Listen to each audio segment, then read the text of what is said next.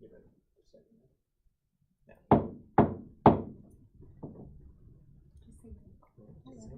Call to order. Good evening. This is the Ottawa City Commission meeting. Wednesday, August 7th, 2024. Roll call. Mayor Skidmore. Present. Mayor Pro Tem Allen. Present. Commissioner Kaler. Present. Commissioner Clayton. Present. Commissioner Crowley. Present. And Mayor for the day, Ella. Present. Welcome. I pledge allegiance to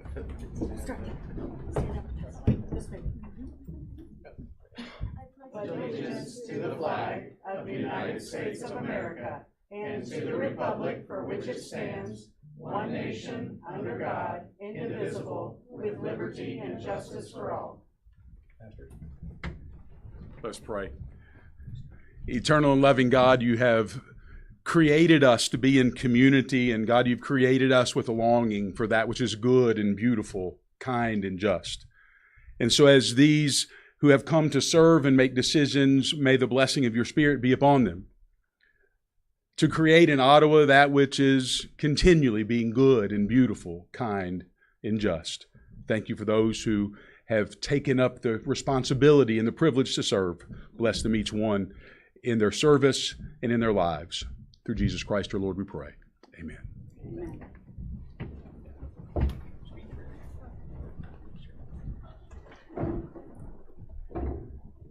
Good evening, everybody. That was Ella Sherpy filling in for myself here to get the meeting started.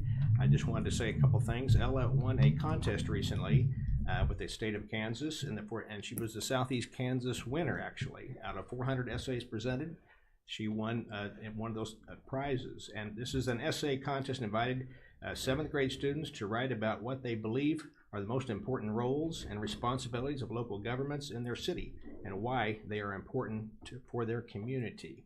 And so let me just read a little bit about Ella to start with. I lost track of it here. Thank you. Ella Sherpy is currently entering her 8th grade year at the Ottawa Middle School. Her parents are Eric and Michelle Sherpy, and they're here with us today. Ella has a younger sister, Ava, who attends 5th grade at Sunflower Elementary. Ella is a kind and energetic and enthusiastic 13-year-old with a passion for family, knowledge, and sports. She currently plays softball for the Ottawa Raptors on their 14B team as a second baseman and leadoff hitter. She also plays basketball for just 4215, is part of a Lion Chaser weightlifting team, and plays golf in her spare time. Last year, Ella played on the Ottawa Middle School 7th grade basketball team and track team, and is looking forward to doing the same in the 8th grade. Ella enjoys reading, writing, and math. She's a multi-year honor roll student and recognized as the top 5% of her class. Ella's near-term goal is to stay in the top of her class throughout high school. She is currently considering a career in the legal field, possibly as an attorney. You better watch out, Finch. Okay. In Ella's free time, she enjoys hanging out with friends, going to the lake, and baking. Ella is also in her journey of learning a new language, Spanish.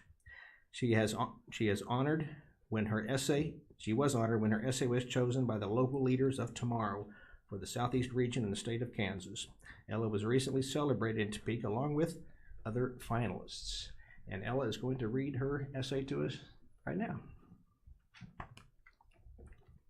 Think about the community members who make a big difference in your daily life. I have 3 very important individuals who are great at making our environment a better place.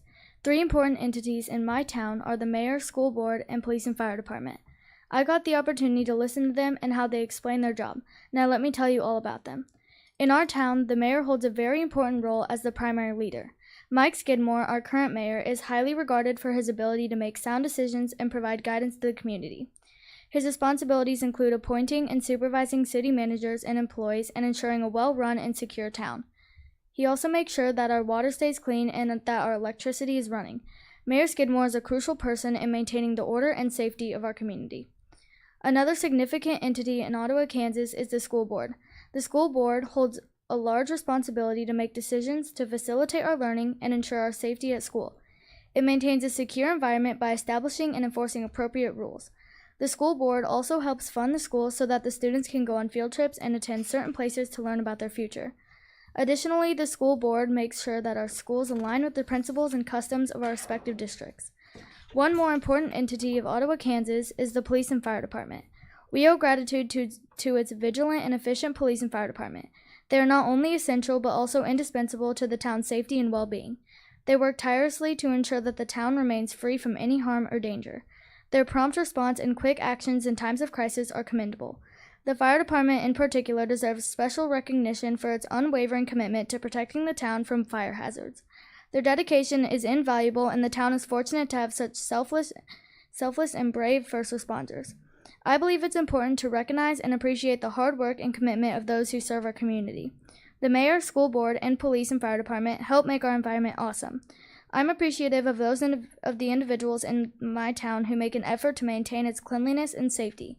Are there any significant individuals in your community who actively contribute to the improvement of your community every day? Good job. Let's give her a hand. Thank you.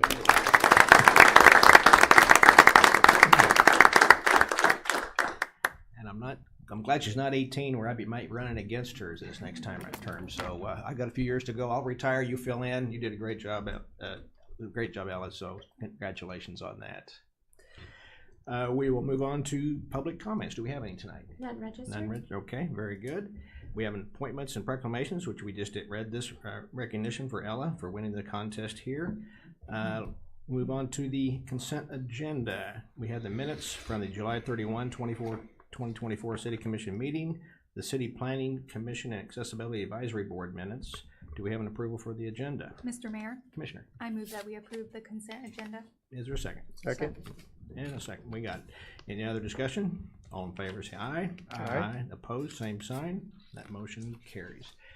Next item would be item 9, a declaration. At this time, I'd like to give the commissioners a chance to declare any conflict or communication they've had that might influence their ability to consider today's issues impartially.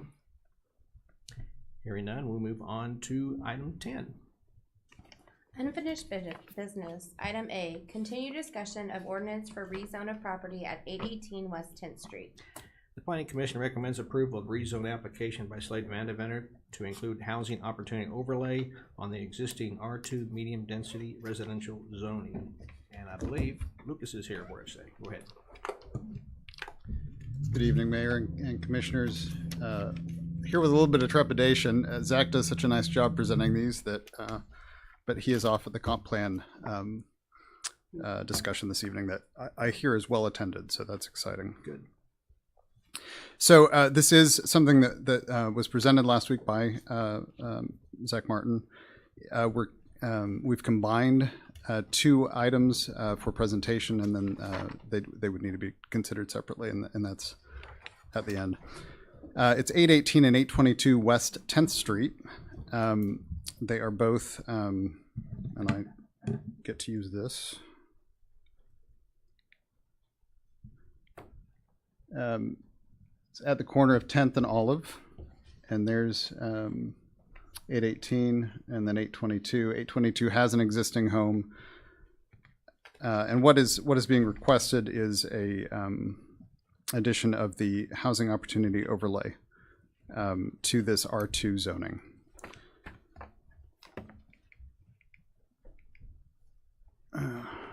Keep moving in the same direction. Here you see the larger area, and we've got kind of 4 blocks there in the red circle. You'll see the high school to the south, or you may know that that's the high school to the south. The subject properties, there's a yellow dot, which I've got there's the yellow dot. This is the block that it is in and facing it are all R2. Catty corner, you actually have an apartment complex, R3. And so that's just kind of the general area. Here is what has been initially provided for a proposed replat. And so creating out of those 2 lots a total of 5 lots. One of the 5 lots has the existing home, and then 4 new lots. And you saw this plan last week for single-family homes that would be built of about 1,200 square feet. This is a new slide that you did not see last week. We did go back and do a little bit of additional research based on the questions that we had last week. If you just look at this block of Olive between 10th and 11th streets, both sides of the street on Olive, the average square footage of those homes is 1,200 square feet, or 1,209, excuse me, 1,209 square feet, and the average age of the homes is 48 years. There was a conversation about the character of the neighborhood, and that is one of the factors. Again, it is R2. There is an apartment complex to the northwest. Homes are of the same general size. However, those homes are on large lots, and these would be smaller lots.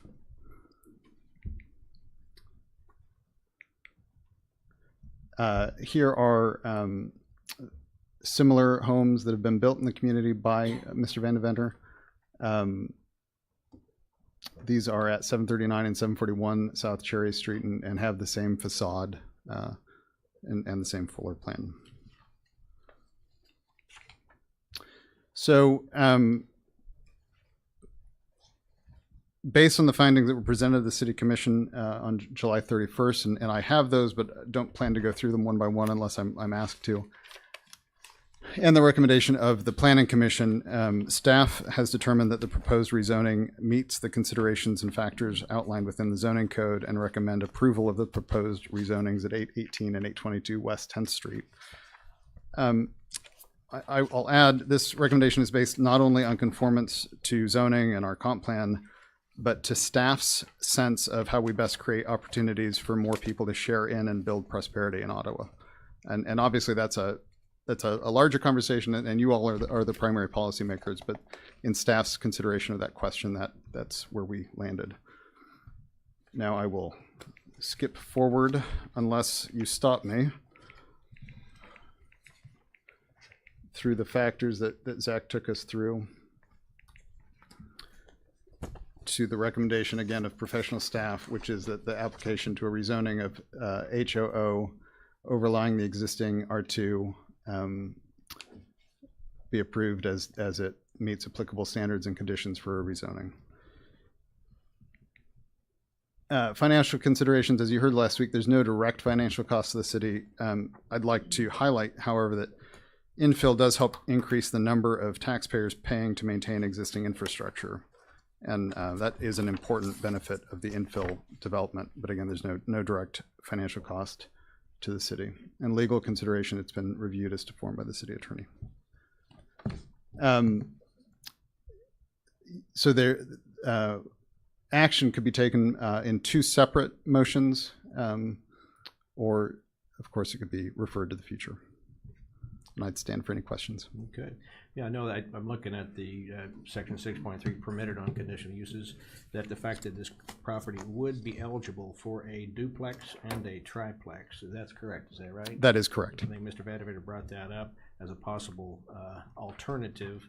I don't know if that's his plan or not, but I think his intent is to build 4 single-family homes. So one issue would be there, and I assume the other lot that we're talking about on 10th Street is eligible for a structure, a house. Is that correct? Yes. Because I believe it had a house at one time, a very small one, but okay, that's different. And that lot size is a little bit different than the others. I believe a little bit smaller than the others. Yeah. I have it here, 5,300 square feet on that lot, looks like. The others are 5,800. Okay. So that is eligible for a home of some kind on that 5,300 square feet. I think Zach and Slade would need to work through exactly how that Okay. would move forward, but Position on that. it's being brought to you with the belief that yes, that's possible. Okay, good point. All right, thanks. I have a question. We were showing some examples on the Cherry Street houses that were built. Are those similar lot sizes, do we know, then as to what's being proposed? So I don't know that. I think I don't want to get too far over my skis, but in terms of the front of those homes, it would be similar, right? Because we're talking, we are not talking about any kind of a variance on the width or the side yards, or on the setback. It's really the backyard where I think you'd notice a difference from potentially from other homes. Sure. Thank you. Commissioner Allen, do you mean the lot size that they are now? Yeah, the Slade, can you? well, the lot size that we're proposing compared to the lot size we were shown as an example. Yeah, the ones on Cherry were 50 foot wide. The depth. Slade, you can come up to the microphone. We can hear you. Yeah, thanks. So similar. I mean, Yeah, very I mean, similar. the width wise is very similar. Those were 50. These would be around 47. 47. Okay. They are deeper, just that block. It happened to be, they're deeper lots, but the width is similar. Okay. Thank you.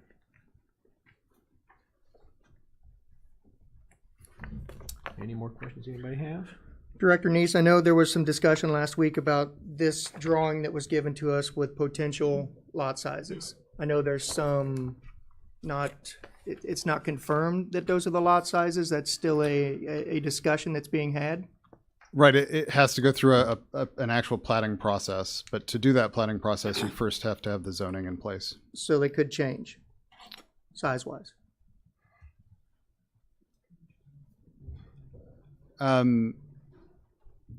Of what he's proposing, the lot sizes could change. Mr. Finch? Yes, but I wouldn't. I'd have to have in front of me what the very minimum would be in HOO. I don't. In order to put single family homes in there, you could only change it so much. I would suggest, but. Okay.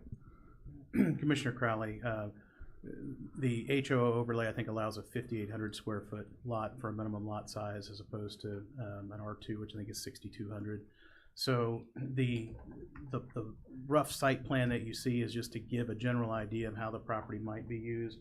The final plat will come back to you for this subdivision because you've got multiple lots being created, and you will see to the square foot at that point what those lots are, but they may not be smaller than the minimum allowed lot size in the HOO overlay. So you do have an assurance with if you make the zoning change tonight, they can't be smaller than that minimum in the HOO. I guess Director Neese, are we setting a precedence here if we do this? Is that any concern of our department going forward around town? So I'll be very honest with you, Mayor. Sure. That is not a concern to me because I don't believe it's a negative precedent.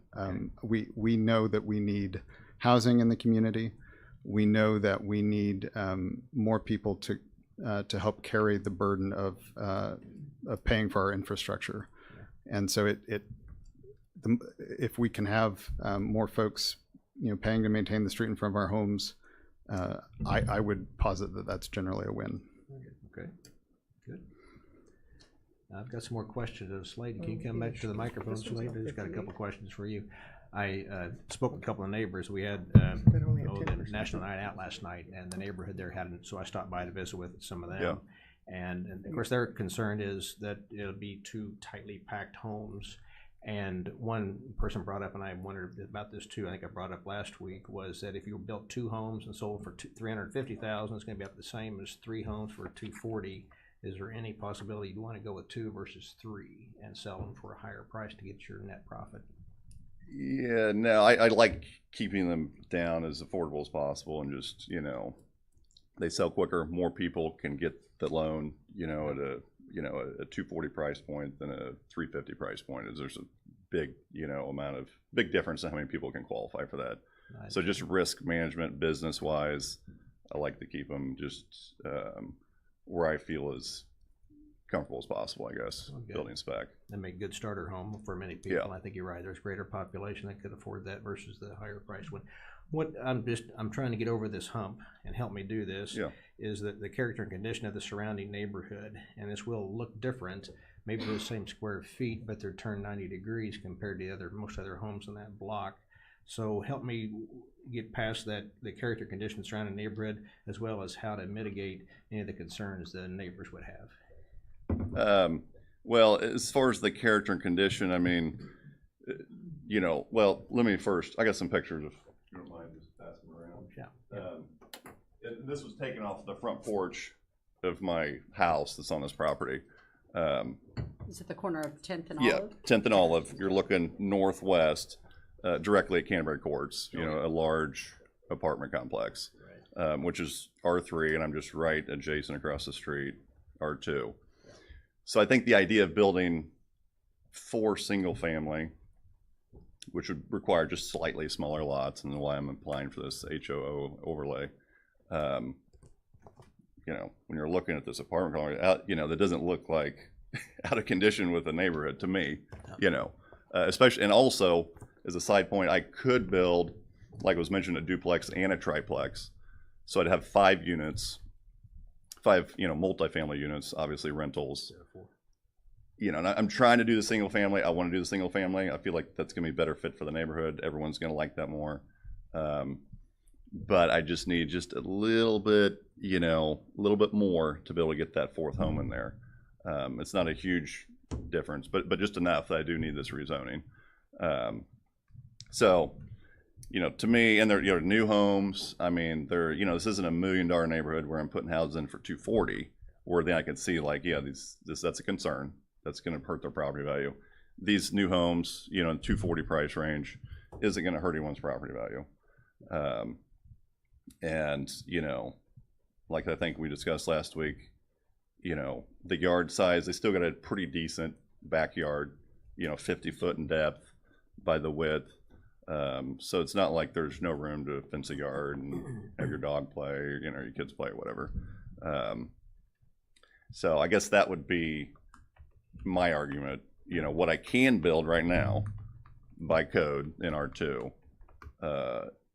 compared to what I am proposing to build, as well as what we're looking at right across the street, this huge multifamily complex. To me, I think it fits just fine. Well, another thing too, you just mentioned, I just realized too, by selling 2 homes for $350,000, that could have a tax implication on the other homes in the neighborhood versus the. Yeah, it's true. 240. So Yeah. I know when Yeah. a house sells down the street from me and I hear Right. what it sells for, I think, oh boy, here we go. Yeah. But yeah. So Yeah. The orientation of the new homes would face the same direction as the ones that are existing. I mean, your Right. 10th Street one will face the same direction, and then the 3 other ones you're proposing are going to face west Right. as the rest of the block. So Right. I don't think Right. orientation is the Right. concern. My concern, Yeah. as I mentioned last week, my only concern is the fact that there's 3 houses being put in that square footage where the surrounding areas it looks like there Sure. would be 2.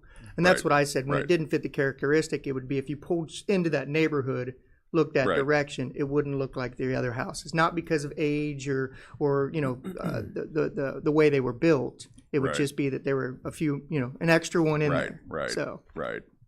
On that specific street, like, but if you turned, if that corner, instead of going south and all of it, if you turned east on 10th, when you get past these 2 parcels, there's a house, and it's on a, you know, it's like right on the alley, but it doesn't go to the next block, which is Cypress, I think. So I mean, it'd be pretty small. I could be wrong. I think that's how it's set up. And there are a lot there. It's not unique to have in Ottawa lots that are less than 50 foot or, you know, less than 5,800 square feet. I think in the city limits, there's 581 lots that are non-conforming as far as the 50 foot, less than 50 foot, or less than 5,800 square feet. And yeah, some of those might be just a hair less, you know, but then if you drop it down to like say 48 feet or less than 5,800, there's still, I can't remember the exact number, but it was, you know, a couple hundred or 250 or something. There's hundreds of these. It's not unique. I've built on, just in the, you know, few houses I built, there's been, I mean, quite a few that weren't conforming, you know, maybe 37.5 foot wide, because a lot of the lots are, you know, platted in 25 foot and you have a lot and a half, and, you know, just what it is. So to be 3 foot less on width, to me, I mean, it's not going to be, you know, a huge deal.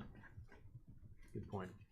Anybody have any more questions? I had just a quick one, which I think was briefly discussed at the last meeting, but, and this may not be the time, but I know one of the concerns of the neighborhood was the current non-street parking. and the safety of kids walking to school. You're not asking for any sort of change to that, correct? No, no, these would all have driveway, garages, driveways, all that. Thank you.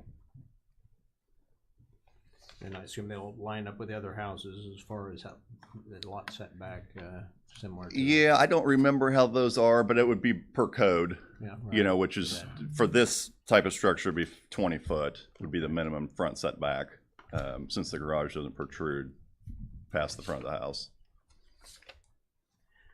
Well, every time we've done a housing study, it always comes back saying we need more housing and all kinds, and Right. Shelley, you've done a great job. I don't know how many homes you've built in town. I know you do quality work, Thanks. so there's no concern about that. And you've done a good job of filling in a lot of vacant lots or homes that we've had to tear down to replace, and you've done a good job with doing Thank you. that. We Thanks. went for years without any builders here in town, with very few new homes being built, and now we're up there where the numbers are at least in a good position for us all to be benefiting, so Yeah. I do appreciate that part. You bet. It's one of these things where I hate that when I can see both sides of an issue. Yeah. Got to decide here today if we're going to. Attorney. Mr. Mayor, just a reminder, as this is a zoning question before you, these are two separate zoning amendments, that the three options the law gives you are to approve with a simple majority, taking three of you. You can disagree and reject the Planning Commission's recommendation, which was unanimous and for approval, but that will take 4 of the 5 of you agreeing to do that, or you can remand it back to the Planning Commission for further review and study by them. I would always recommend that we list the factors you want them to look at, but those are the 3 options available to you this evening when your discussion is complete. Very good. Thank you. Mr. Mayor, Yes, Commissioner. if there is no other discussion, I'd move that we approve the rezoning of the property at 818 West 10th Street. Is there a second? I'll second. There's a second. Any other discussion on this? If not, let's have a roll call vote, please. How do you vote, Mayor Pro Tem Allen? Yes. Commissioner Clayton? Yes. Commissioner Kaler? Yes. Commissioner Crowley? No. And Mayor Skidmore? I'll vote yes. The motion carries. Thank you. Thank you. And we'll go on to item number B, letter B. I'd ask for a second motion then for 822. Yes. Please. I will make a similar motion for 822 West 2nd, or West 10th. My apologies for not combining those two together. I will second. All right. Any other discussion on that? Mr. Mayor, Yeah. just quickly, we cannot combine those 2 items. They are 2 separate ordinances amending the zoning code for 2 separate parcels of property. So Commissioner Kaler's instincts were right. It does take 2 separate motions. Okay. And you, motion made and a second was made. Okay, is there any other discussion on that? If not, we'll do another roll call vote, please. How do you vote, Commissioner Crowley? No. Mayor Pro Tem Allen? Yes. Commissioner Clayton? Yes. Commissioner Kaler? Yes. And Mayor Skidmore? Yes, I vote and motion carries. Thank you. And we got one more for us to look at. Yeah. Go ahead, Lucas. So this you saw last week as well, the request for a conditional use permit at 825 South Main Street, which allows for a group boarding home for adults. That could be up to 20. In this case, it's 5. And we're bringing it before you this evening because it's more than 4 unrelated individuals. It's 5 unrelated individuals. This is, again, at 825 South Main. It's an area that is zoned R2 to the north, south, and west, and then R1 right across Main Street. And it is residential in nature in the area.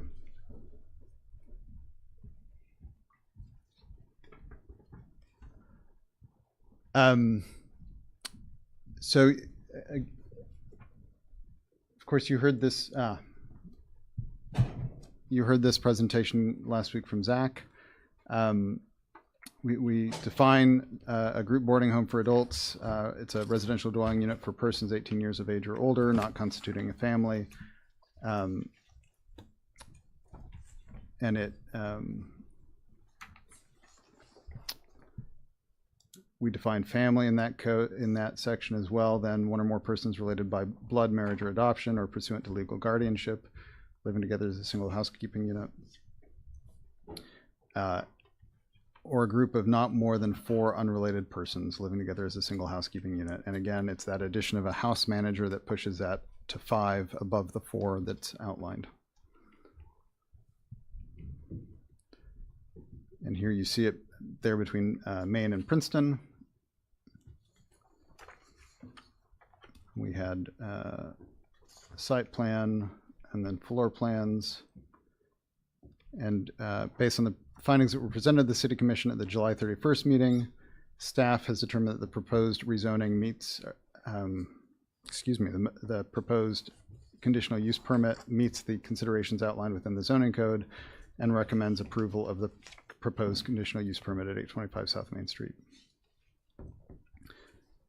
And I will skip through the findings unless you'd like me to go through them in detail.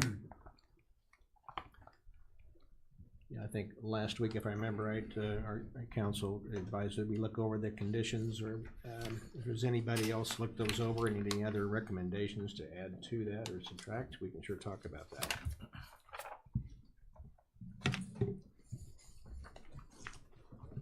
I mean, to me, I didn't see anything in there that was out of line. I thought it was appropriate for what we had in there already, so I have no problem with what it's presented.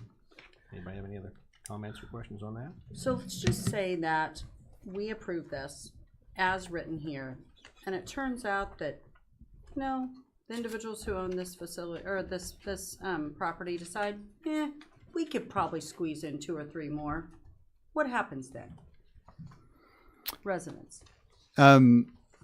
If there were a complaint to our office, then we would follow up on that, and it would be a violation of the conditional use permit. And what happens if you violate the conditional use permit?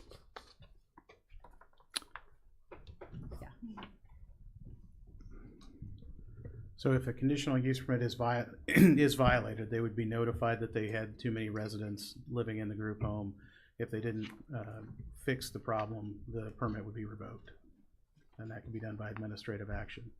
At that point, they would lose the ability to have the group home at all. This would revert back to a property that would be zoned, I think this is R1. I believe we're R2 here, R2. but yeah. So it would just have its R2 zoning. It would have no conditional use approval, and you'd have to cease and desist the use as a group home.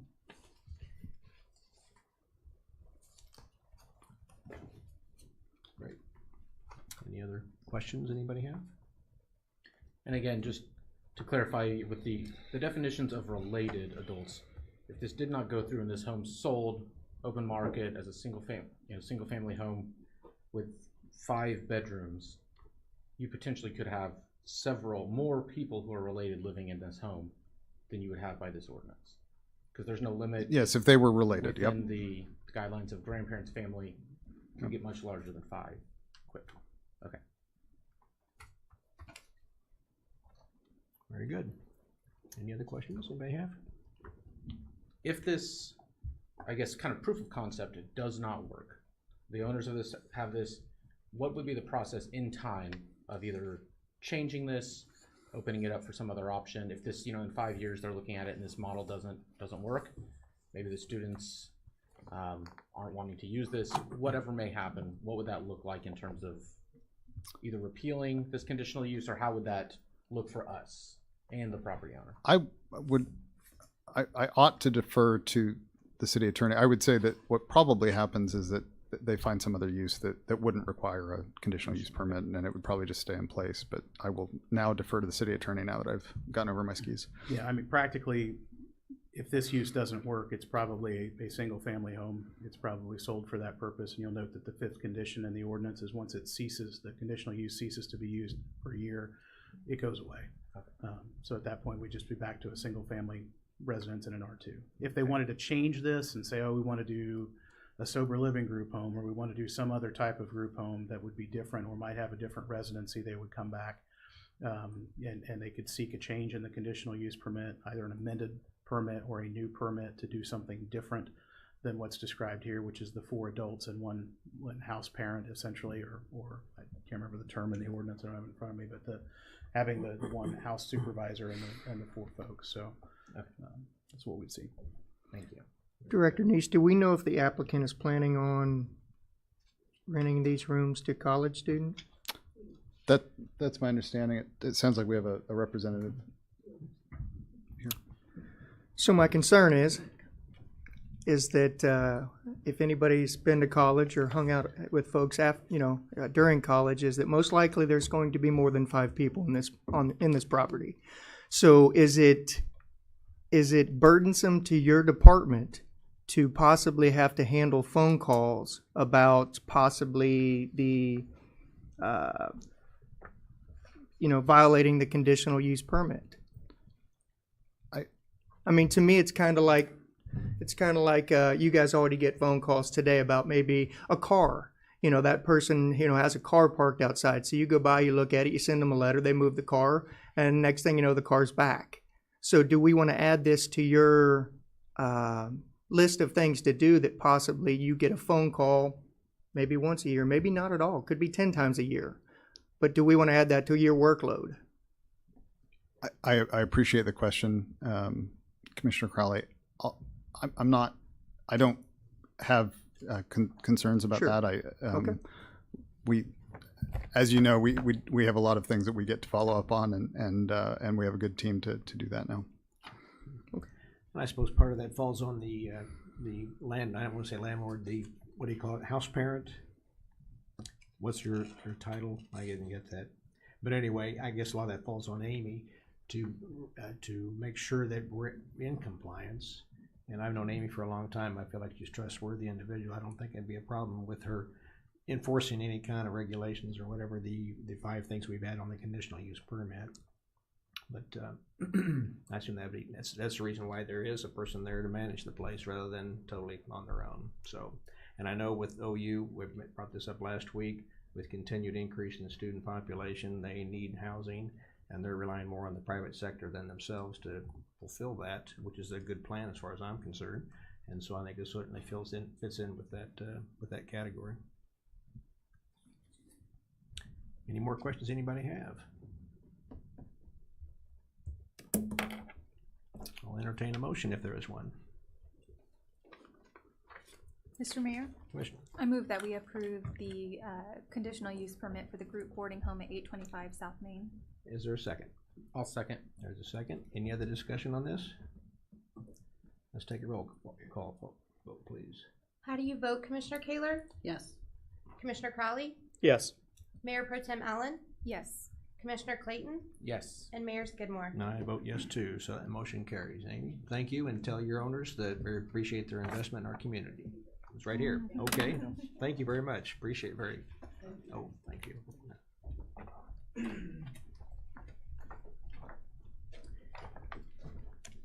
We'll move on to new business.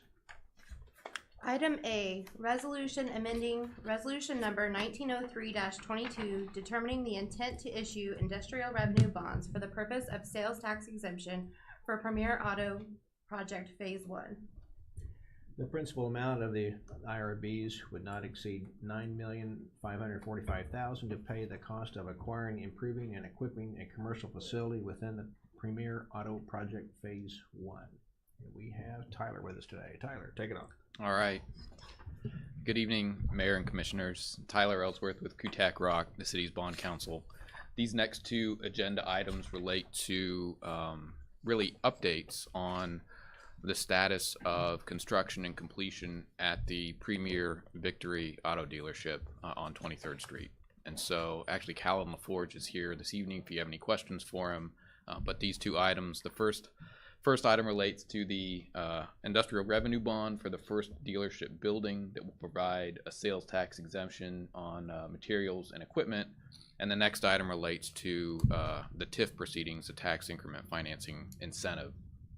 So on the first item, the sales tax IRB, the specific item before you is a resolution of intent, an amended resolution of intent that extends the date that the dealership's contractor can use their sales tax exemption. They're actually scheduled to move into the first new dealership later this month, but their contractor is still purchasing items to complete fixturing that building, as I understand it. And so the request is to extend the sales tax exemption from August 1st to the end of this year. Oops, wrong way. All right. So the recommendation is to adopt this amended resolution of intent to extend the completion date. Just by way of background, this IRB, there was a resolution of intent adopted in early 2022, and at that time the completion date was stated, and we've extended that completion date as the project has gone along. So this is just another step in that process. We've extended this once before, haven't we already? We have. Did that? Okay. But We have. Yeah. Just a matter of enough time to get it completed and done, right? That's right. Okay. That's right. Yeah. And at the same time, and this really relates more to probably our next item, which is the TIF project plan update, but just in terms of the overall project, the first phase 1 dealership, the first dealership there will be complete. I mean, they will move in later this month. The building's essentially done, so they're about ready to use it. They're just wrapping up some of the items in the construction phase of things in the move-in phase. The second dealership was originally anticipated to start in mid-2026, and they're actually getting started on that now. Oh, wow. So that's the other update. They are planning on getting started on that either later this year or early 2025, and probably having that completed by late 2025. So that's a considerable acceleration in their timing, and that's good just in terms of getting that property on the tax rolls, getting that second dealership open. So that's very welcome news. Very good. Okay, anybody have any questions of Tyler on this? If not, I'll entertain the motion. Mr. Mayor, Yes, Commissioner. I'll make the motion to approve item 11A on our agenda. Is there a second? I'll second. There's the second. Any other discussion on this? If not, let's take a roll call vote, please. How do you vote, Commissioner Clayton? Yes. Commissioner Kaler? Yes. Commissioner Crowley? Yes. Mayor Pro Tem Allen? Yes. And Mayor Skidmore. And I vote yes too, the motion carries. Thank you, everybody. We'll go on to item 11B. You gotta read that, I'm sorry. Consideration to set public hearing date of August 28, 2024 for amended Premier Auto Project Plan. Due to an unexpected increase in expenses, and the auto dealership has requested an amendment to the original TIF project plan to increase the TIF cap from 2.2 million to 2.77 to 3 million. And Tyler. All right. So when we put this original incentive package together, we, in addition to having sales tax, industrial revenue bonds, we allowed the dealership team access to the property tax increment to reimburse them for certain public infrastructure costs. Cost to construct 23rd Street, certain site and stormwater improvements. They've largely completed those, but over the course of doing that over the last couple of years, for various reasons, there were substantial cost overruns that they encountered along the way. So some of those were due to unforeseen conditions. Some of those were due to escalation in pricing in the construction industry. Some of those were due to a change in the way that the 23rd Street improvements were phased. Instead of doing them in 2 or 3 phases, it was broken up into several different phases. And staff has met with the developer, and the developer has been very transparent about these are our cost increases. We felt that the costs that they've incurred, not their entire amount that was overrun, but there was about $573,000 of overrun that are TIF eligible, that we felt it was appropriate to add to their reimbursement. And so the process to do that is for you all to set a public hearing to consider an amendment to the TIF project plan to increase that TIF reimbursement amount from 2.2 million to 2.73 million. And we're requesting that if you're ready to do so, that you make a motion to set that public hearing for your August 28th regular commission meeting. Excellent. Anybody have any questions on this item? Tyler, could you give the public just a elementary explanation of TIF, please? Yeah, absolutely. So TIF it's a property tax increment incentive. So the way that works, if a project is constructed, and let's say before the project is built, the land is vacant, it has very little value on the tax rolls. It generates very little in taxes. A project is constructed, the value increases, there's a lot more property tax that's generated there. That increase is the property tax increment, and that's used, instead of being collected and paid to the taxing jurisdictions for a certain period of time within certain parameters, that tax increase is redirected to reimburse certain eligible expenses. Thank you. The reason I ask that is because you hear a lot of people get tax abatements, and I don't want people to think that that's what, Premier Auto is actually getting is a tax abatement. They're not. They're utilizing a tool that a lot of folks utilize in order to do construction like this. That's right. And every dollar that they get is a dollar that they've already spent. It's a reimbursement process. They have to document and have us approve those reimbursed costs. So, yeah. Thank you, Tyler. And Tyler, you might speak to those eligible expenses as primarily being infrastructure related. Right. We're not paying, this increment's not going to build the building. Right. That's exactly right. They're largely improvements for 23rd Street, site improvements, stormwater improvements, as your city attorney said, public infrastructure. That other surrounding buildings could utilize or future buildings down the road could utilize. Absolutely. Yeah. Thank you. It essentially front loads from the property creation itself, the value of the infrastructure, rather than doing a special assessment or paying it on debt and issuance, which ultimately saves in the long run with the principal and interest costs. And it may be worth noting, we'll get into this more if you set the public hearing for August 28th. We'll get into a little bit more about the change that moving up the timing for the second dealership has on the TIF increment and the collections. But in short, it looks like adding that second building, particularly adding it sooner than anticipated, is really going to speed up the reimbursement to the developer and make those taxes available to taxing jurisdictions in the community at large much quicker. So that's I think a win-win. Very good. Well, we're certainly pleased to see their investment in our community as well. I drove by the building just last week and it looks nice. I think they're getting close to opening. I agree with you, but it's really pleasing to see that, especially from I-35, well seen. So it's a good location for them. Right. Good. Mr. Mayor, Commissioner. I move that we approve the request to set a public hearing for August 28, 2024 to amend Premier Auto Project Plan, the Auto Project. And is there a second? Second. There's a second. Any other discussion on this?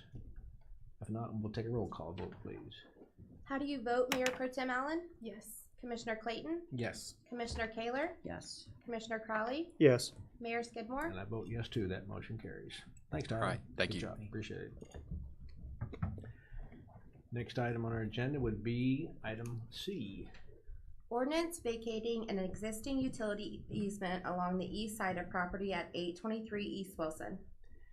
The property is located at Sunrise Estates, Riverview Addition. A public hearing was held on July 10th, 2024, and the Planning Commission unanimously recommends approval of the vacation. And we'll just come back. Thank you, Mayor and Commissioners, and I apologize. I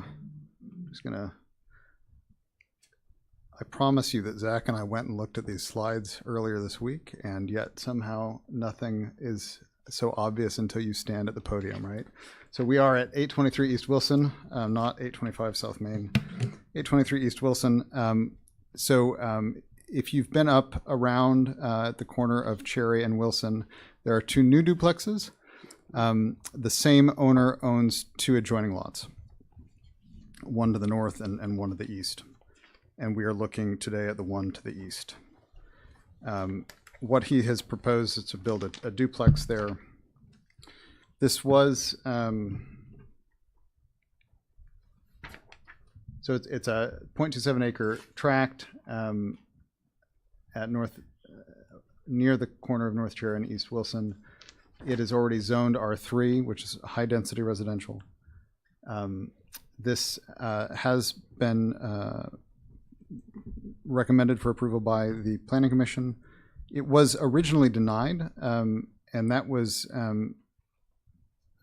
it was the same property, different easement vacation, and we'll look more closely at that. But I want to explain a little bit that we spent some time on this. The Planning Commission had very strong feelings about which easement exactly should be vacated, and that's how we got here. So originally denied and reshaped and then approved by the Planning Commission. Here you see a GIS image of the location. The proposed vacation, which is, I'll show you here, it's this green. There are no utilities in that easement, and there are none planned. There are easements to the on the west, which was originally what had been discussed, just as background, and then to the north, which will remain. If you've gone out there, you will know that there is a pole here, and there are wires that go straight back through that are not currently in an easement. They are telecoms, and they are scheduled for to be moved. I think the intention is for them to be moved to go down Wilson, then up Cherry. Director Neese, isn't there also an offsetting dedication for an easement to serve, or is it utilizing an existing easement that's already in place to serve the property? I believe it's using existing. And that would be along Cherry as well as along Wilson? Yep. Thank you. Just as further background, here's a preliminary site plan. I'm not sure, it's kind of hard to see exactly what you're looking at here, but it is an image that was provided to us. I think you see Wilson here, driveway, and then 2 units and a lot of lines. So in addition to review by staff and the Development and Review Committee, the following factors were reviewed and presented to the Planning Commission by staff in order to reach a recommendation. There's just 3. Whether or not due and legal notice has been given, and it was. Whether or not private rights will be injured or endangered. And the finding by staff and then Planning Commission is that there are no private rights that will be injured or endangered, and that the public will suffer no loss or inconvenience. There's no direct financial cost to the city, and then it has been reviewed as to form by the city attorney. And I'm happy to answer any questions you may have, or we have a motion prepared for you. So just a clarification, it's just a 10-foot easement, right? It's not big, and it's not. Right. Okay, a very small amount of real estate we're talking about here. Okay, any other questions anybody have? No? Go ahead. Are we, okay, so just for clarification, are we vacating this in which that the city remains, that we ever need to utilize this property or this easement? There's no capacity to do that after we vacate it the first time. I mean, it's just done. You vacate it, you're done. Correct. There's nothing There is an easement over on this side, though. As this was discussed, and I absolutely respect your role as policymakers here. It has been considered by the Development Review Committee, so Public Works, Utilities, and the view is that there's sufficient easement available in the area to serve future needs. I mean, it's owned by the landowner there, right? We just had an easement across it at the present. Okay, but until we vote, I guess we'll see what happens. Okay. Mr. Mayor. Commissioner. Just a word, you're seeing the plat there of Lot 4 in Sunrise Estates. Lot 1 has easements running along the north and south sides of it, and Lot 5 has its own easements. Those are not the only easements in that small subdivision. But what the surveyor has shown you is only the easements on the lot affected by this vacation. You're going to see another vacation in probably a month or so on Lot 1 for an easement they want to see vacated there that runs across the middle. This actually has been kind of an interesting issue that goes back to a plat from 1886 and an easement that was filed in 1967. What's an easement? This is, yeah, I can put everyone to sleep if you want me to keep going, but suffice it to say that the easements shown in this picture that you're looking at are not the only easements serving those 5 lots. Very good. Okay. Any more questions anybody have? If not, I'll entertain a motion on this item. Mr. Mayor, Commissioner. I'll make a motion to approve item 11C is listed on the agenda. Second. And there's a second. Any other discussion on this? Let's do a roll call vote, please. How do you vote, Commissioner Crowley? Yes. Mayor Pro Tem Allen? Yes. Commissioner Clayton? Yes. Commissioner Kaler? Yes. And Mayor Skidmore? Yes, motion carries. Thank you. Thank you. Move on to item D. 2024 Standard Traffic Ordinance. This is an annual revision of the Standard Traffic Ordinance, STO, published by the League of Kansas Municipalities. Chief Weingartner.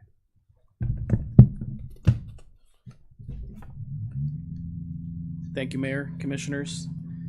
Tonight, bring to you two ordinances to consider adoption that will bring the City of Ottawa's ordinances in line with matching state statutes for both criminal and traffic enforcement.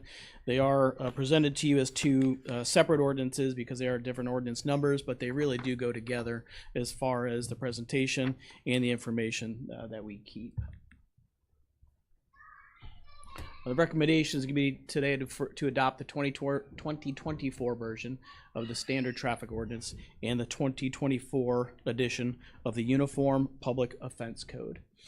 Each year, the city, after the state legislature completes their legislative session in July, the League of Kansas Municipalities works to update these books. They send them out to municipalities, and we adopt these books, which match existing state statute and allow us to enforce these ordinances within the municipal court of the City of Ottawa after the adoption of the ordinances each year. In each of the books, and this happens every year, on the last page, the League summarizes all of the changes that have taken place from the prior year's edition to the current year's edition. And there are really no significant changes or updates to either version of this year. Last year, there was a lot of updates that happened, a recodification of certain state statutes, which trickled down into these books. Thankfully, this year is a little bit lighter than that, so really no changes compared to what's going on. Each year, the municipal court budgets for the purchase of these manuals to make sure that our ordinances are up to date. Upon adoption of the ordinance, we forward to the IT department an electronic version that is then posted to the municipal courts portion of the city's website. And there are links for both of theirs that people can view and download if they so choose to see the ordinances. And prior to the adoption, all of our city staff, including the court staff, the city attorney, and the city manager, have reviewed these and recommend the adoption and approval of the ordinances for that. So I recommend that you, after consideration and review, vote to approve the ordinances, and then the publication process takes place after that. We cannot begin using these or distributing them until that ordinance is published for enforcement. So until then, the old ordinance remains in effect, and then as soon as that goes into effect, we kind of issue our books out, update the information, and the officers start to do it. Thankfully, again, there's not many changes, so there's not much for us to do. It's the same ordinance numbers for most of the things we're going to do. Okay, very good, Chief. And I'll stand for any questions if you have any regarding the both ordinances. May I have any questions for the Chief? On the section 9.1, what are fighting words? Well, those are words that the Supreme Court says may lead to people to engage in fighting. So I'm assuming there's a list of. There's lots of case law that support what is. Start for you, like I can start listing stuff. What is and what is not fighting words. I was like, what? Many of those constitutionally protected things that can happen out in the public domain. Matt, you got the beat button ready? Okay, yeah. Okay. I will not go down the list of what they actually are. Thank you. that's for you to review yourself. We want to go home tonight, yeah. And then just a question on the section 10.6. I don't know, do we still, on the fairgrounds, is there still bow shooting? Because I know there's like placards up for that. Does that, I was just reading kind of through this about it needing to be inside. Is that exempted? Is that? It is exempt, Okay. and the group still uses that generally on a monthly basis. You can see them out there practicing their archery and their range. Okay. Very good. Anybody have any more questions of the Chief? If not, I'll entertain a motion on item D. Mr. Mayor, Commissioner, I'll make the motion to approve item 11D. is there a second? Second. There's a second. Okay, any other discussion on that? Let's do a roll call vote, please. How do you vote, Commissioner Kaler? Yes. Commissioner Crowley? Yes. Mayor Pro Tem Allen? Yes. Commissioner Clayton? Yes. And Mayor Skidmore. I vote yes, that motion carries. Thank you, everybody. We'll move on to item E. Ordinance incorporating the Uniform Public Offense Code for Kansas cities. Staff recommends adoption of the ordinance with the revisions outlined in summary provided by the League of Kansas Municipalities.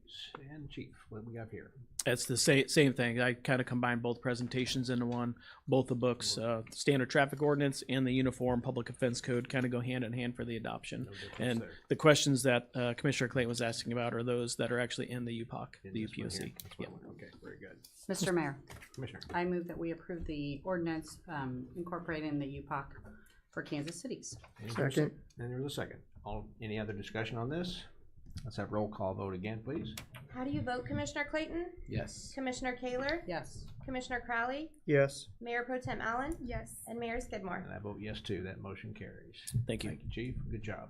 Let me say too, thank you for coordinating the National Night Out. Had a great success. A lot of people were out. Great weather. You ordered everything just perfectly, so had a good turnout. So Yeah, for thank the you first Tuesday in organizing. August, we'll take that weather every year. I would agree. Thank you. Make it happen next year too. Let's do it. Great. Thank you. We will move on to item, what do we have? F. Authorization to purchase Pin Oak Lift Station.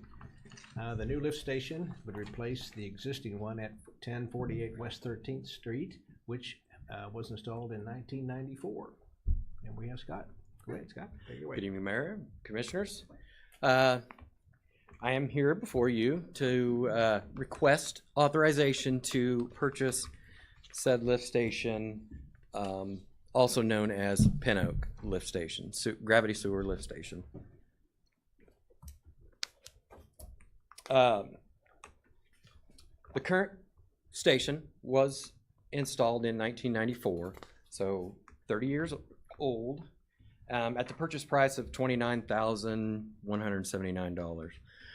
This station is showing signs of wear and tear from the hydrogen sulfide that the sewer gas provides us.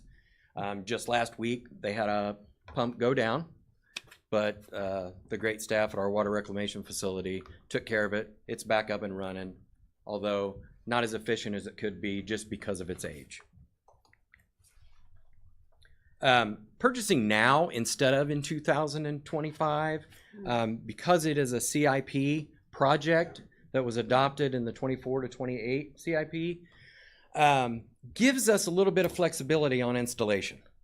As you all know, rainy season is probably not the best season to be installing a sewer lift station. So we're hoping that we can get this in at the very end of 24 or right at the beginning of 25. And with that being said, 13th Street, we all know, is a very busy street for the school-aged kids and their parents driving their kids to school. So if we were to happen to get this thing ordered, we are hoping that it will come on winter break and we'll be able to install it at that time.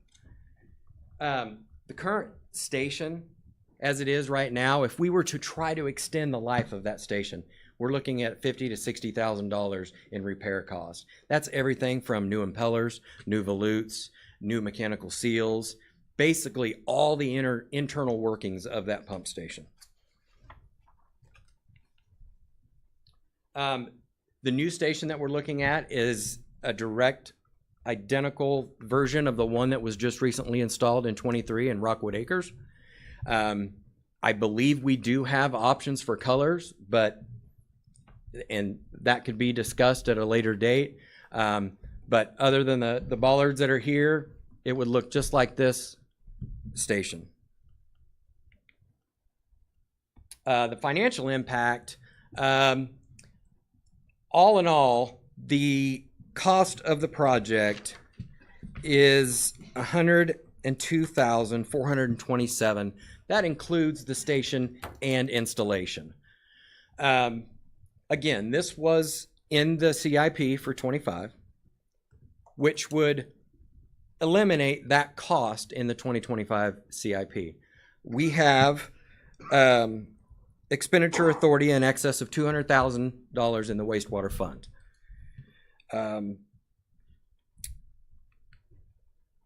So a recommendation at this time is to authorize staff to proceed with the purchase or continue discussion for deliberation and or direct purchase from 2025.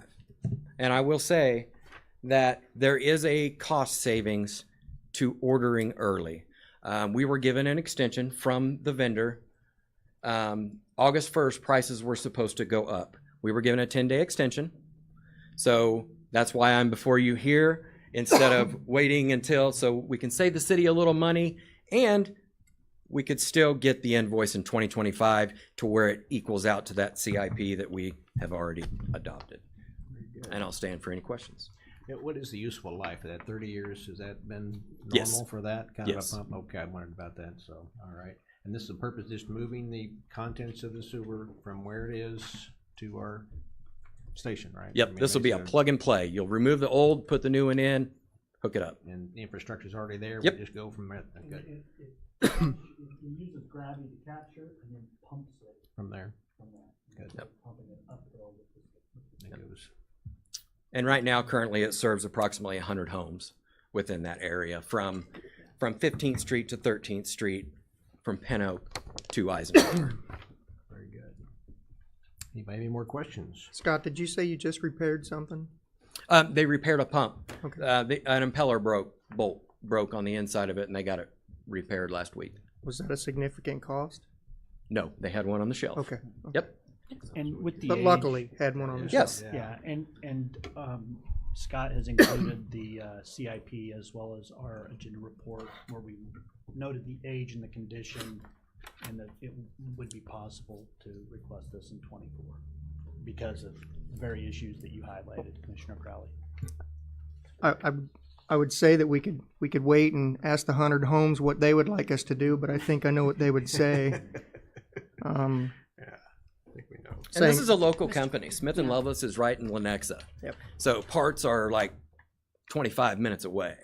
So if something were to happen, like that bolt, we can run up and get it taken care of. Mr. Mayor, I'd like to make the motion to approve item 11F on our agenda. Okay, is there a second on that? There's a second. Any other discussion on this? Let's have roll call vote, please. How do you vote, Mayor Pro Tem Allen? Yes. Commissioner Clayton? Yes. Commissioner Kaler? Yes. Commissioner Crowley? Yes. And Mayor Skidmore? On behalf of all the homes we're talking about, yes. So the motion carries.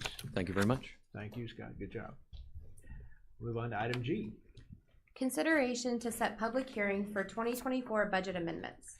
Direct staff to publish a public hearing notice for August 28th, 2024 for the purpose of amending the 2024 operating budget. And Director Landis. Thank you.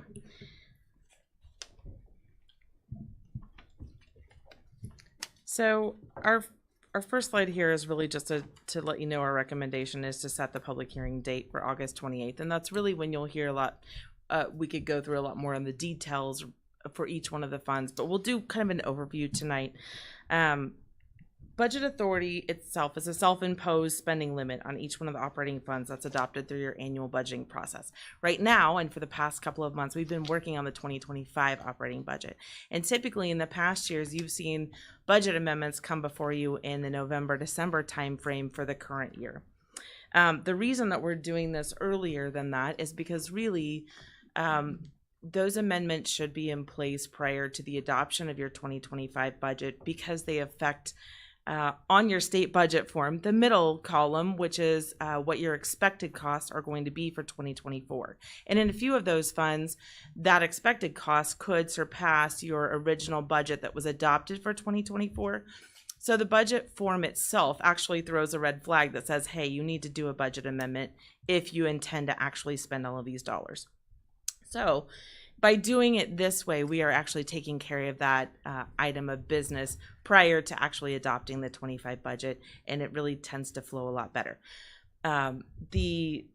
It requires that to do the budget amendment, we hold the public hearing just like you would for adoption of the original budget, and then the budget amendment is required when you anticipate that your expenditures for any one budgeted fund may exceed your originally adopted expected budget expenditure amount. I might also note here that budget amendments do not impact the levy rate that was approved for the current year. And also the amendments are not really intended to forecast line by line every revenue stream for that fund. And instead, we've already covered that with you as we're moving into the 25 budget, that operating budget. But really on the budget amendment form, we really just note the items that are large in nature that would affect your total revenues that would offset those expenditures that you're expecting for the year. So it'll kind of flow with what you see in that other column on the 25 budget. So in our packet that was provided to you, the budget amendment hearing notice and the accompanying pages, we do have 5 funds in here: the Water Utility Fund, the Library Fund, Special Parks Fund, Proximity Parks Sales Tax Fund, and the Golf Course Fund. And our amendment process timeline would be that after we discuss today, if you were to determine that you want to set a public hearing date of August 28th, which, by the way, is the meeting right before you will have your public hearing for your 25 budget. So it does flow nicely timeline-wise. Then this would be published next week in the Ottawa Herald on August 14th. To review each of those funds, this is the summary that would be published in the newspaper. And I might just highlight a couple of items from the packet materials in the memo that was included. So for the Water Utility Fund, the budget amendment for 24 is to allocate the expenditure authority for the personnel costs that were associated with the compensation study, and then also to allocate the funds in the current year for the water main replacement that occurred from 17th to 19th Street. That project itself was originally slated for 2025, but because there had been so many repairs to that water main, it needed to be moved up to 24.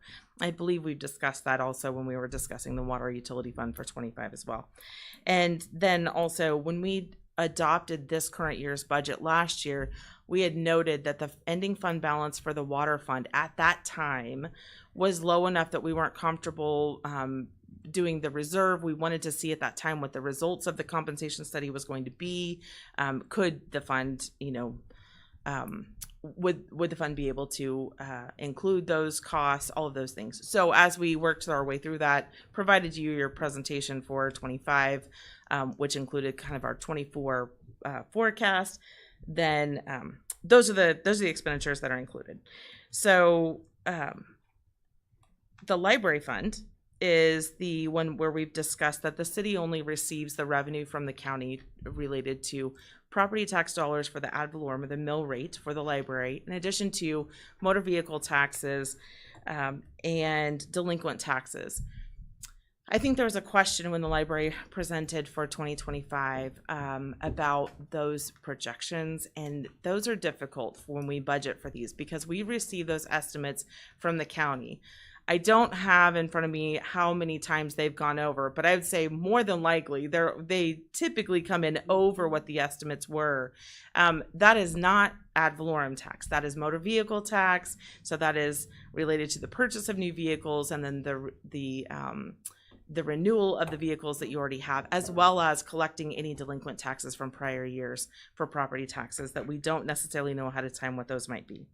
So in order to give us enough flexibility at the end of the year, because we do receive a disbursement in December, and so we don't know until we get to the end of the year exactly how much we're going to have collected. And so in order to give us the budget authority to turn around and pay that to the library, then we needed to increase our authority here. So we did increase it by 22,000 or 21,000, I apologize. And again, it doesn't affect the mill rate for the library, and it would only be distributed to them if it were received from the county. The special sales tax fund, the Special Parks Fund. This fund had an anticipated donation this year from the Power of the Past, and then the related expenditure for the building of the shelter, which wasn't anticipated. In addition to that, we made a transfer directly from Special Parks to the Golf Course Fund to be able to cover a portion of the debt, the debt payoff for the golf course in this year. And I might remind you, because I think that's a little confusing. Originally, we had intended to use the ARPA grant funding for that. However, there's a rule that says that you cannot use it to pay off debt. And so we adjusted, what we were going to do with the funds, and we instead paid the debt from the Special Parks Fund, and then we used the ARPA funding to help offset the cost of the splash pad, and then we have the playground improvements in the Special Parks Fund as well. I know that's really confusing. I can try and outline that a little bit better for you when we get around to the amendment process or the public hearing if you need. The Proximity Park Special Sales Tax Fund, this was put in place when we put Proximity Park in place, and we had determined in 2022 when we received the base grant, 3 out of the 4 projects was related directly to Proximity Park. And those transfers, we are required to cover the cost of everything beyond the $5 million we received for the base grant. And so we had made some transfers already, and we wanted to give ourselves enough flexibility here, give you the flexibility to pay the remainder of those bills once the second half of those base grant funds come into the city. And in addition to, we had purchased the property, we had the land acquisition of the property for Lot 1 of Moore Estates, and that was the $220,000. We actually did a budget amendment in 23 to make that payment, but had allowed that payment to be made in 24 for tax purposes for the recipient of those funds. And one of the things that we've talked about a little bit during our other budget presentations is that in the past we have not budgeted all of your funds that are available, that are in that fund and capable of being used for purchases like this. So in these numbers, I have increased those to be able to give us a little more flexibility so that you maybe wouldn't have those amendments or the need for those amendments, not only just between now and the end of the year, but also in our 25 budget, so that you have the ability to have some of that purchase authority without having to do an amendment to do so. The last fund is the golf course fund. And when we were discussing the 25 budget, and we had a discussion about how we'd like to proceed with operations of the golf course, and we determined that that the city would begin operating the golf course in 2025. In order to do that, there will be some expenditures that happen still in 2024, and it did not have an abundant amount of cash in that fund, that it had at this time no revenue source other than a transfer from the general fund. So in our proposed 25 budget, we had a transfer from, and not to confuse the issue, but we had originally planned to transfer some money from the Economic Development Fund to the Capital Improvement Fund. And we're proposing here that instead of doing that, we make that transfer to the Golf Course Fund to be able to start those operating and be able to pay for those initial operating expenses without having a really hard hit on your general fund at the very beginning of the operations of the course. So that would be a $100,000 transfer in 24, and then you'll see that as your recommended 25 operating budget transfer as well. If you have questions about each one of these funds, I'm happy to answer that, or any of those questions. This budget workbook will make it available at the front counter for anyone who'd like to see it. Also, we're available for any questions prior to the public hearing, and then also would be able to give a presentation at the public hearing as well. And under legal review, a failure to amend a budget to give an appropriate spending authority can result in a budget violation from the Kansas Department of Administration, and it would be reflected in the audit, and we would receive a letter. And we try to make a really good habit of making sure that we are putting all of this information in front of the public as much and as when needed, so that they can understand what it is that we're trying to do with the financials for transparency purposes. Very good. That's part of our fiduciary responsibility, right? So we're gonna be responsible for it, and people know. So good. Exactly. So if you have questions, I'm happy to answer. If not, we'd like an action to set the date of the public hearing for August 28th for the 2024 budget amendments, and direct us to publish that notice. Okay. Any more questions anybody have? If there are no questions, Mr. Mayor, I'd make the motion to set a public hearing for the 2024 amendments, budget amendments, and direct publication for the notice for August 28, 2024. Very good. Is there a second? Second. There's a second. Any other discussion? Let's take a roll call vote on that too, please. How do you vote, Commissioner Crowley? Yes. Mayor Pro Tem Allen? Yes. Commissioner Clayton?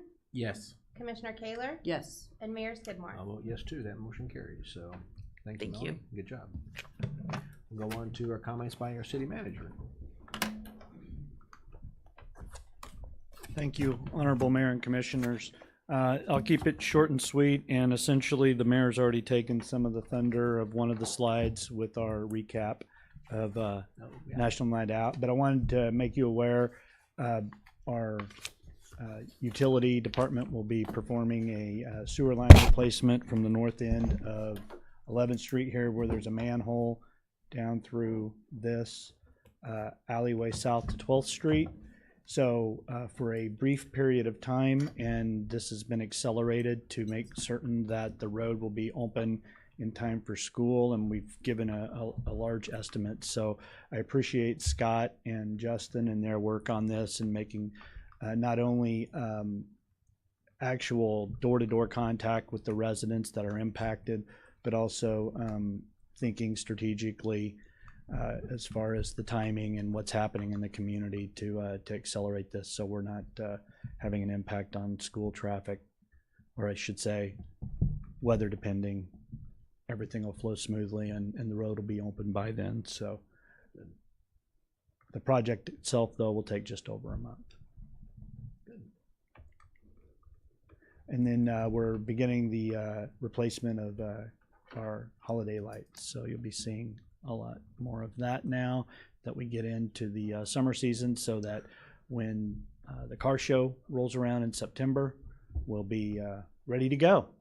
And it's something that it's a seasonal thing, and just as the kind of the initial onslaught of what will soon be the holiday season. So you'll be seeing them around a little more frequently, our utility electric distribution crews performing those.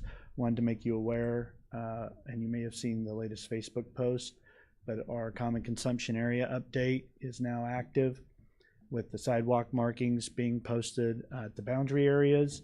And Melissa will be continuing the discussion that she's already undertaken with our area businesses in our downtown community on this program, and the process and steps that are required for administering and for conforming with state law on our common consumption area.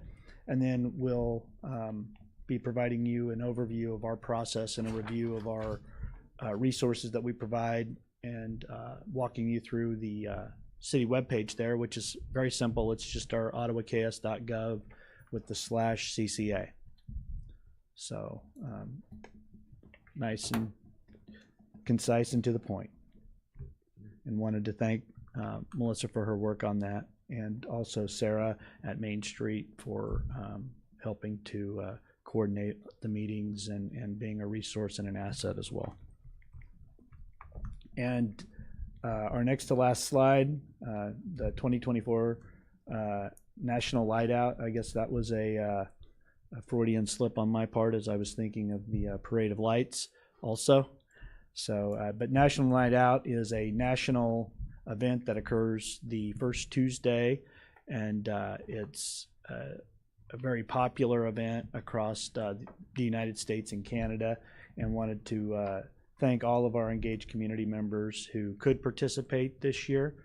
And we had members of our police department, fire department, the Franklin County Sheriff and EMS, city staff, and of course our commissioners, and the ever-present McGruff the crime dog, who was oh so popular, especially to the toddlers at Starbucks. So we want to thank everyone for their time, not just the city staff, but especially the folks who we turned out for.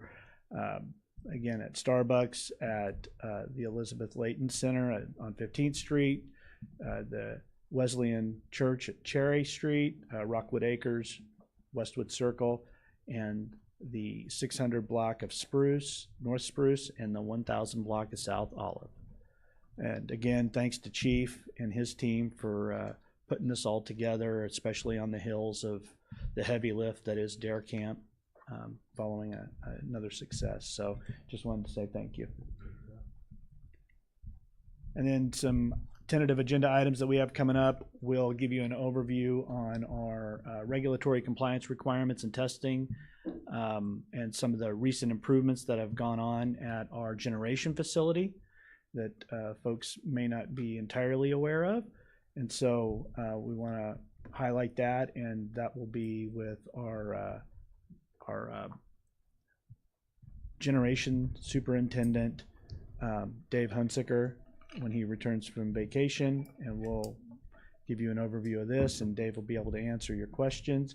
We'll also present 13 properties for the neighborhood revitalization program, and following our latest discussion, as Commissioner Kaler can say, as your representative, trying to meet quarterly now to get those turned around more frequently so that there's not a heavy lift and folks aren't waiting for a word back and creating some sort of cash flow problem on their business.